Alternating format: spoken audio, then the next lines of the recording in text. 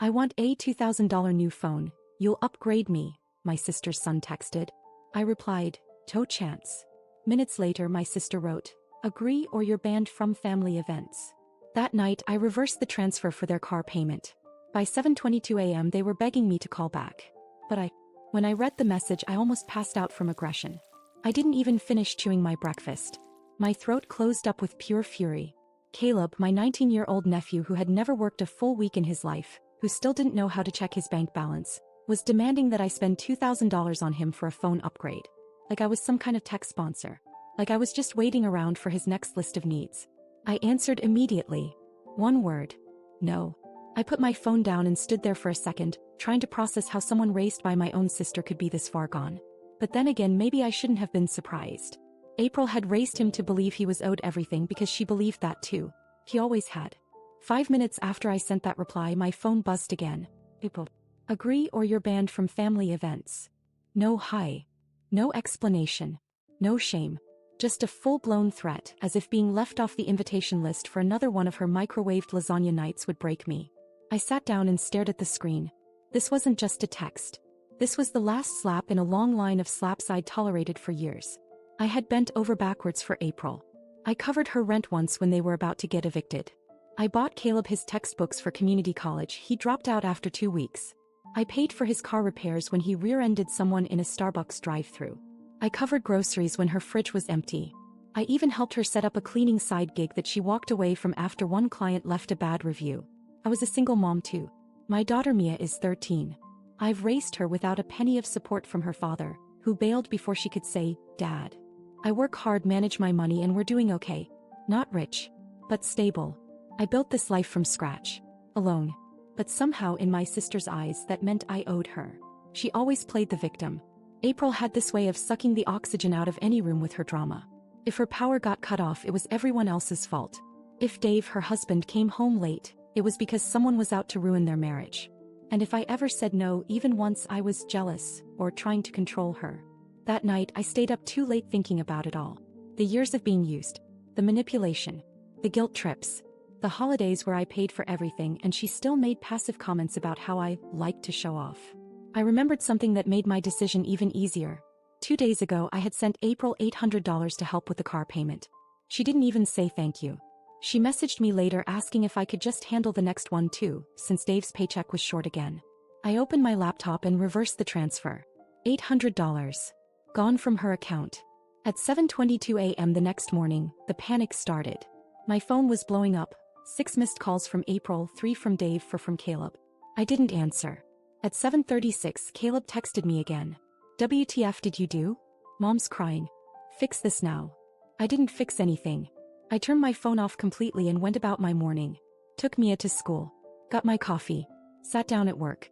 And I felt something I hadn't felt in years when it came to my sister. Peace. But I knew April. She wasn't going to let this go. She was going to escalate. She always did when she lost control. And I was right. The next thing she did. No one saw that coming. Not even me. By noon the next day I'd lost count of how many calls I'd ignored. My voicemail was full. My text notifications were piling up with everything from fake apologies to full-on threats. April tried every tactic she could think of. Guilt, manipulation, pity. Caleb told me I was destroying his chances and acting like a jealous old woman. Dave left me 3 voicemails, all saying he didn't want to get involved in sister stuff, but also that the money I reversed put them in a serious bind. None of it moved me. They weren't my problem anymore. Then around 3:40 p.m. my cousin Lindsay sent me a message that made my blood run cold. "Hey, are you okay? Have you seen April's Facebook?" I didn't even reply. I just opened the app and my heart nearly stopped. There was a post from April. Public. Not just for friends. Public. The photo she posted was one of the most private things I'd ever shared with anyone. 2 years ago I had dated someone for a short time, someone I trusted. During that relationship I sent a few photos. Nothing trashy. Just personal. Vulnerable. One of those photos was now on April's timeline, with dozens of reactions and comments already attached. Caption read, "This is what a responsible single mother looks like when she's not busy judging everyone else's life." I stopped breathing for a second.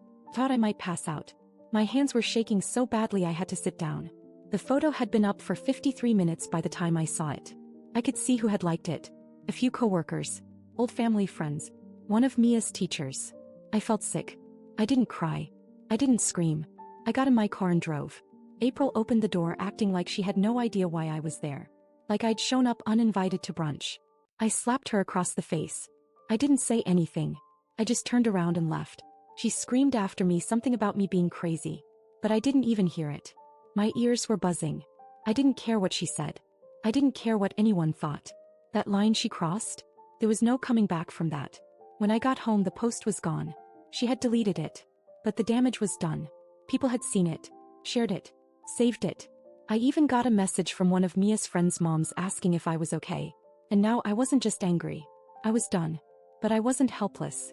Because in a folder on my desktop I had something I never planned to use. Screenshots. Messages. Dates. Names. I'd kept them in case something like this ever happened, and I never thought it actually would. April's marriage wasn't what she made it out to be. And Dave. He had no idea what his wife had been doing behind his back. But he was about to find out. I gave her one more night. Not because I felt sorry for her, but because I wanted her to enjoy those final hours of peace before everything came crashing down. I wanted her to sleep soundly thinking she'd won, that she'd embarrassed me, shamed me, and put me back in my place. Instead, I was sitting at my kitchen table before sunrise, scrolling through the folder I'd kept hidden for almost a year. Screenshots. Messages. Pictures. She thought she was untouchable, but she had no idea I had the receipts. Her little affair started 10 months ago. With a man named Ray. Not some ex, not some online stranger. Ray worked with Dave. He was younger, married, and just as much of a loser as April. It started as flirty texts. Then turned into late-night errands. Then there were the pictures. Nothing subtle. She sent him things I wish I could unsee. And she was dumb enough to complain about Dave to him in the same threads. She even bragged once that she was sick of carrying a grown man with a discount job, and needed a real man to entertain her. I never planned to use any of it. I just kept it as insurance because April had always been unstable and unpredictable. But after what she did, after she posted that photo of me for the whole town to see, the game changed. And now I had nothing to lose. At 9:14 a.m. sharp, I sent Dave a simple message. Can we talk? I think you should see something. He didn't ask questions. Just said, when and where. We met at a little coffee shop near his work. He looked rough. Tired, pale, like he hadn't slept much in weeks. I handed him my phone without a word. The folder was open. The evidence was lined up. I didn't say anything while he scrolled. I just watched the color drain from his face. He stared at one screenshot for a long time. It was from 3 months ago. April texting Ray about a night she pretended to be out with friends, but was actually in a motel on the edge of town. Dave finally looked up at me. His voice was low. How long have you had this? I told him the truth. Nearly a year. I kept quiet because I didn't want to blow up his life. I figured it wasn't my place. But then April made it mine. She dragged my name, my body, and my dignity through the mud in front of our entire family and half the people in town. Dave didn't say anything else. He just stood up, nodded, and left with my phone still in his hand. I didn't even ask for it back. By Friday I started hearing things. April called me 7 times in one day. I didn't answer once. Then came the texts. First blaming me, then threatening me, then suddenly switching to begging. Dave had left. Packed a bag, took the car, and disappeared. Caleb was posting bizarre, passive-aggressive things online. Fake family, backstabbers, snakes hiding behind smiles. I didn't even look twice. But the real punch came Sunday night. My phone buzzed. It was a screenshot from my cousin Jenna. April had tried spinning some ridiculous story in the family group chat, claiming I broke into her Facebook, photoshopped the affair screenshots, and that I was jealous of her life. Problem was, someone else had already saved and shared April's original post of me. The one with my photo. The one she claimed never existed. The cousins turned on her instantly. And for the first time ever, April found herself standing alone. But humiliation wasn't enough for her. She wasn't done. There was still one more stunt left in her. One final pathetic attempt to pull me back into her mess. It would be the last. Thought it was over. I really did. I thought once Dave walked out, once the family saw her true colors, April would finally back off. But no, she wasn't done. Monday morning I dropped Mia off at school and stopped for gas. While I was filling up, I noticed a woman 2 pumps over staring at me. Not just a glance, staring. She looked familiar, but I couldn't place her. As I was getting back into my car, she called out, "You're Evelyn, right? April's sister." I nodded slowly. She said, "You were going through something. Just wanted to let you know. People talk. Hope you're okay." And she drove off. My stomach flipped. By the time I got home, I had 5 new messages from random accounts on Facebook and Instagram. Strangers. Saying all kinds of things. I didn't understand what was happening until I opened a link someone sent me. April had posted again. Not on her profile this time. On a local gossip group. One of those community tea pages with over 18,000 members. The kind where people post complaints about neighbors and restaurants. Only this time, April used it to create an anonymous post titled, "Beware of this woman, she'll steal your man and your money." She included one of the photos again. Blurred barely, but it was still me. She used part of my real name, enough that anyone who knew us could figure it out. She told the group I was obsessed with married men, claimed I had a long history of seducing other women's husbands, and that I had been trying to ruin her family because I was bitter about being single. Over 200 comments in an hour. Some people mocked me. Others defended me, not knowing the full story. But it didn't matter. The damage was done. I was officially the town scandal. That same afternoon, I got a call from Mia's school. Her teacher wanted to check in because Mia had mentioned people saying things online. My hands started sweating. My worst fear, Mia being pulled into this, was starting to happen. I went cold. And that's when everything changed. I called Dave. Not to stir more trouble. Not to get revenge. I was done with all that. But I told him about the gossip post. I told him Mia was being affected now. He was quiet for a moment. Then he asked for the link. An hour later, the post was gone. But what followed? I didn't expect. Dave showed up at my door. Not angry. Not confused. Calm. He had my phone in his hand, the one he left with after our meeting, and told me he'd gone through everything. All of it. Every message, every photo, every lie. He said something I'll never forget. "She's not just a bad wife. She's dangerous." Then he said he wanted a divorce. And here's the part that truly blindsided me. He asked if I would help him get custody of Caleb's younger sister, Emily. I froze. Emily was only 8. Quiet, sweet, and barely visible in that chaos of a household. I had no idea Dave was thinking that far ahead. I had no idea he even believed he could win custody. But he said he'd seen enough, and that Emily deserved better. That same week, he moved into a small apartment near Emily's school and started the paperwork. April, meanwhile, started spiraling in public. Screaming matches in parking lots. Posting vague quotes about betrayal. Messaging half the family with fake sob stories. She had no idea Dave had already shown the court the screenshots. The photos. The group post. I didn't even have to lift another finger. She was doing the job herself, digging her own grave one meltdown at a time. But what came next, no one, especially April, saw coming. By the end of the week, April was unraveling fast. She was burning through every bridge she had left. People were distancing themselves. Family chats were quiet. Even Caleb had gone mostly silent, probably too stunned watching his parents fall apart in real time. But I wasn't done. Not completely. There was one last card I hadn't played, because frankly I didn't think I'd ever need to. I found it by accident months ago, and at the time I kept it tucked away. I didn't even fully understand what I was looking at then. But now, with everything on fire, it felt like the perfect time to light the final match. It was a screenshot of a transaction April had accidentally sent to our shared group chat back when she was trying to send something privately to a friend. She deleted it within a minute, but I'd already saved it because something about it felt off. It was a payment to a woman named Brenda S., labeled for rent 3 months up front. That alone wasn't strange, until you consider the fact that April never mentioned renting anything ever. And the date on that payment? It was from 6 months ago. So I did what April never expected me to do. I called Brenda.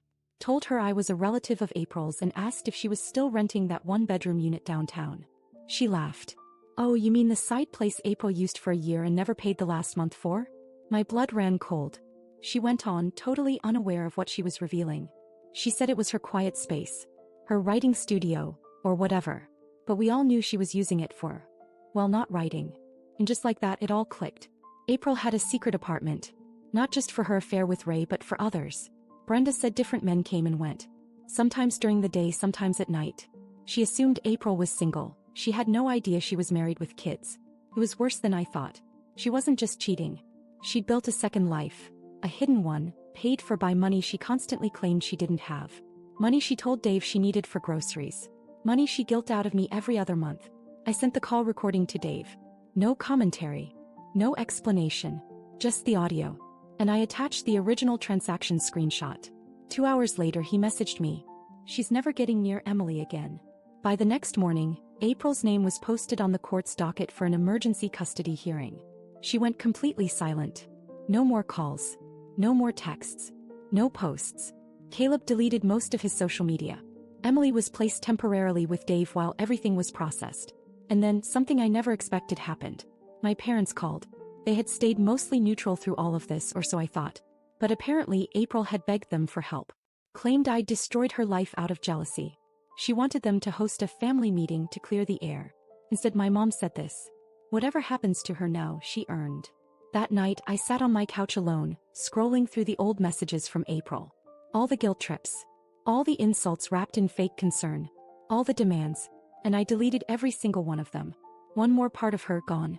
But it still wasn't over. Because something happened at that custody hearing that made April lose whatever little grip she still had on reality. And when it did, she showed up. To my house. It was a Thursday morning. Quiet. I was working from home, Mia was at school, and the whole house felt still. The kind of stillness you don't appreciate until life has been pure chaos for weeks. Then the doorbell rang. I didn't expect anyone. I wasn't expecting anything.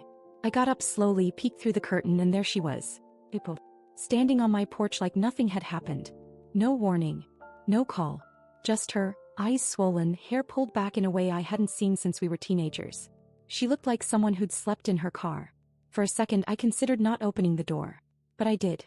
She didn't say anything right away. Just looked at me like she was searching for some crack in my face, some sign I'd changed my mind. I need to talk, she said. I didn't move. She went on about how everything was spiraling. Dave had filed the emergency motion. Caleb wasn't speaking to her.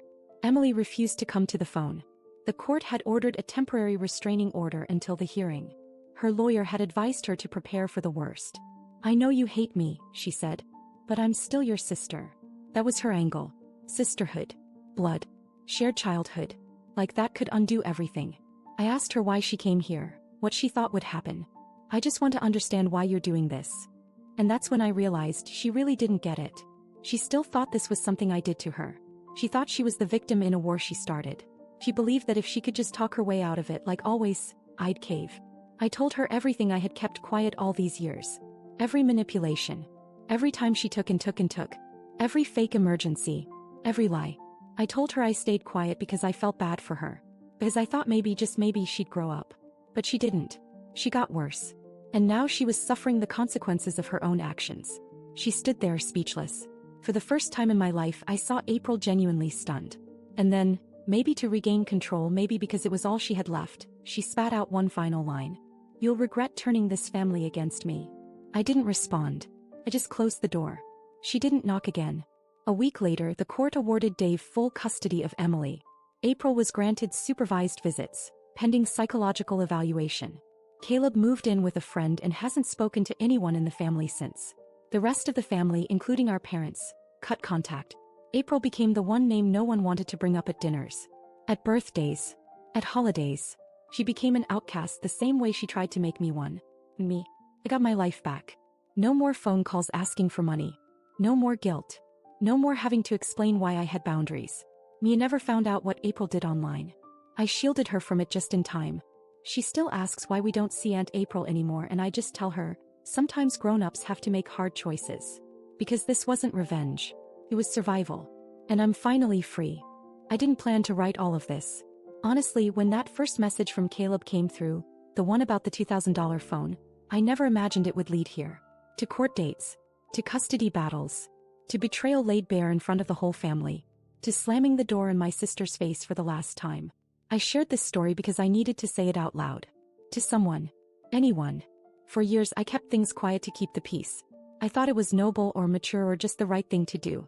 But silence doesn't fix people like April. It only feeds them. Since I started telling what happened, the amount of support I've received, messages from strangers, people saying they went through something similar or that they finally saw themselves in my story, has been overwhelming. In the best way. So if you've read this far, thank you. Sincerely. For just being here.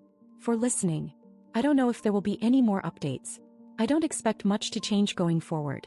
April has vanished from most of our lives. I doubt she'll come back. Dave and Emily are rebuilding slowly and I'm helping however I can, quietly behind the scenes. But I don't know what'll happen with him. I hope one day he figures things out, but I'm not holding my breath. All I know is for the first time in a long time my world is calm.